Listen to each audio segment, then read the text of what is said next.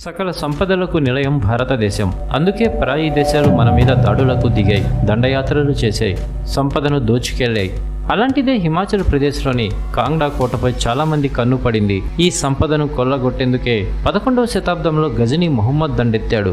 మొఘల్ చక్రవర్తి అయిన అక్బర్ 52 సార్లు విఫలయత్నం చేశాడు. ఏ ఒక్కసారి కూడా ఈ కోటపై విజయం సాధించలేకపోయాడు. ఆ తర్వాత అతని కుమారుడు జహాంగీర్ 14 నెలల పాటు యుద్ధం చేసి చివరకు గెలుచుకున్నాడు. వేల సంవత్సరాలుగా అంతులేని నిధి నిక్షేపాలను తన గర్భంలో దాచుకున్న ఈ కోటను కొల్లగొట్టడానికి ఎందరో ప్రయత్నించారు. అందిన కాడికి దోచుకెళ్లారు. అయినా పూర్తి స్థాయిలో దక్కించుకోలేకపోయారు. అనేక ప్రాంతాలలో పచ్చదనం, అందమైన పర్వతాలు, లోయలతో చుట్టుముట్టబడిన భారతదేశ చరిత్ర చాలా పురాతనమైనది.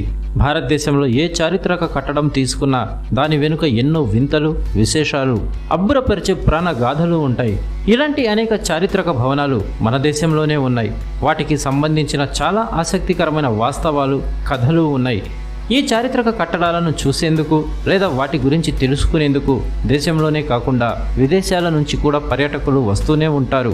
వీటిలో ఒకటి కాంగ్డా కోట. కాంగ్డా కోటను చూడడానికి భారతదేశం, విదేశాల నుండి పర్యాటకులు వస్తూ ఉంటారు. హిమాచల్ ప్రదేశ్లోని కాంగ్డా కోట ప్రసిద్ధ పర్యాటక కేంద్రం. దీని అతిపెద్ద లక్షణం దాని ఆసక్తికరమైన చరిత్ర. ఇక్కడ నిధి ఉందని అక్కడి ప్రజల నమ్మకం. ఈ కోట ప్రసిద్ధ పర్యాటక కేంద్రమైన ధర్మశాల నుంచి కేవలం 20 కిలోమీటర్ల దూరంలోనే ఉన్న హిమాచల్ ప్రదేశ్లోని కాంగ్రా నగర శివాలలో ఉంది. 465 ఎకరాల విస్తీర్ణంలో ప్రకృతి సోయగాల నడుమ 11 ప్రధాన ద్వారాలతో దీనిని నిర్మించారు. భీకర దాడులకు ఎదురొడ్డి భూకంపాలను సైతం తట్టుకొని నిలిచిన ఈ కోట ఇప్పటికీ ఎన్నో రహస్యాలను తనలో ఇముడ్చుకొని ఉంది. ఈ కోట లోపల మొత్తం 21 బావుల నిండా లెక్కలేనంత సంపద ఉండేదని, కాలక్రమంలో కొందరు వాటిని దోచుకోగా ఇప్పటికీ 8 బంగారు బావులు ఉన్నాయని వేల ఏళ్ల కోట చరిత్ర చెప్తుంది. వేల సంవత్సరాలకు పూర్వం నిర్మించబడిన ఈ కోట బియాస్ దిగువ లోయ, దాని ఉపనదుల సమీపంలో ఉంది.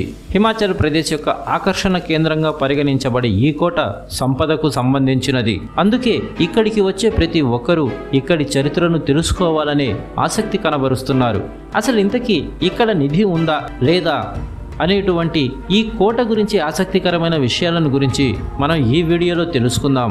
అంతకంటే ముందు మీరు గనక మొదటిసారి మా ఛానల్ని సందర్శిస్తే తప్పకుండా సబ్స్క్రైబ్ చేసుకోండి. ఎందుకంటే ప్రపంచంలో ఉండేటువంటి ఆసక్తికరమైన విషయాలన్నిటి గురించి తెలుసుకోవాలంటే మా ఛానల్ని సందర్శించండి. అలాగే వీడియో నచ్చితే లైక్ చేయండి, షేర్ చేయండి. ఇక ఈ కాంగ్డా కోట నిర్మాణాన్ని ఒకసారి పరిశీలిస్తే స్థానికంగా కాంగ్డా కోటపై ఎన్నో గాథలు ప్రచారంలో ఉన్నాయి. కటోచ్ రాజ్యానికి చెందిన సుశర్మ చంద్ర 3500 ఏళ్ల క్రితం ఈ కోటను నిర్మించాడు. మహాభారత యుద్ధంలో కౌరవుల పక్షాన నిలిచి పోరాడాడు. అనంతరం తన సేనలతో ఈ ప్రాంతానికి వచ్చాడు. శత్రువుల దాడుల నుండి తన రాజ్యాన్ని కాపాడుకునేందుకు హిమాలయాలకు సమీపంలో భారీ సామ్రాజ్యాన్ని నెలకొల్పాడు. అయితే ఎవరైనా లోపలికి ప్రవేశించాలని చూస్తే అక్కడున్న ద్వారపాలకులు నిర్దాక్షిణ్యంగా వారి తల, మొండెం వేరు చేసేవారట. అందుకు కారణం కోటలోని అమూల్యమైన సంపదేనని అంతా భావించేవారు. ఇక్కడ ఒక దేవత విగ్రహం ప్రతిష్ఠించబడిందని నమ్ముతారు. దీని పూజలో డబ్బు లేదా నగలు కూడా సమర్పించబడ్డాయి. ఇలా చేస్తే పుణ్యం లభిస్తుందని పాలకుల నమ్మకం. దీని కారణంగా కాంగ్రాలోని ఈ కోటలో చాలా సంపద పోగుపడింది. అప్పట్లో కోటలోని ఆలయాలకు నిత్యం విలువైన బంగారు ఆభరణాలు, వజ్ర వైఢూర్యాలు గుట్టలుగా వచ్చి చేరేవి. అప్పటి పాలకులు భారీగా బంగారాన్ని దేవతలకు సమర్పించుకునేవారు. కొంతకాలానికి లెక్కించడానికి సాధ్యం కానంత సంపద పోగుపడింది. దీనంతటిని కోటలో ఉన్న 21 బావుల్లో నిక్షిప్తం చేశారు. మొహమ్మద్ గజనీ 8 బావులను, బ్రిటిష్ పాలకులు 5 బావులను దోచుకుని వెళ్లారు. అలా ఈ బంగారు బావుల సంపద కోసం కాంగ్డా కోట ఎన్నో దాడులను తట్టుకుంది. కానీ ఇప్పటికీ ఆ మిగిలిన 8 బంగారు బావుల జాడ రహస్యంగానే మిగిలింది. వాటి కోసం చాలా మంది చాలా రకాలుగా విఫల ప్రయత్నాలు చేశారు. అయితే బావులన్నీ ఒకే చోట కాకుండా కోటలోని వివిధ ప్రాంతాలలో తవ్వించి అందులో నిధులను నిక్షిప్తం చేశారట. అందుకే మిగిలిన 8 బావులు ఎక్కడున్నాయన్నది ఇప్పటికీ అంతు చిక్కని రహస్యంగా ఉండిపోయింది. వాటి జాడ దొరికితే మాత్రం పంట పండినట్టే. ఈ కోట సమీపంలో లక్ష్మీనారాయణ్, లార్డ్ మహావీర్, అంబికాదేవి ఆలయాలు ఉన్నాయి. ఈ కోట చాలా పెద్దది. ఇందులో దాదాపు 23 కట్టడాలు ఉన్నాయని చెబుతారు. ఇక్కడ ఒక తలుపు ఉంది. దాని పొడవు సుమారు 7.5 మీటర్లు. ఇక్కడ దీనిని అంధేరి దర్వాజా అంటారు. ఇక ఈ కాంగ్డా కోటకు ఎలా చేరుకోవాలంటే విమానంలో అయితే ధర్మశాల విమానాశ్రయానికి చేరుకోవాలి. ఇక్కడి నుండి స్థానిక రవాణా ద్వారా నేరుగా కాంగ్డా కోటను చేరుకోవచ్చు.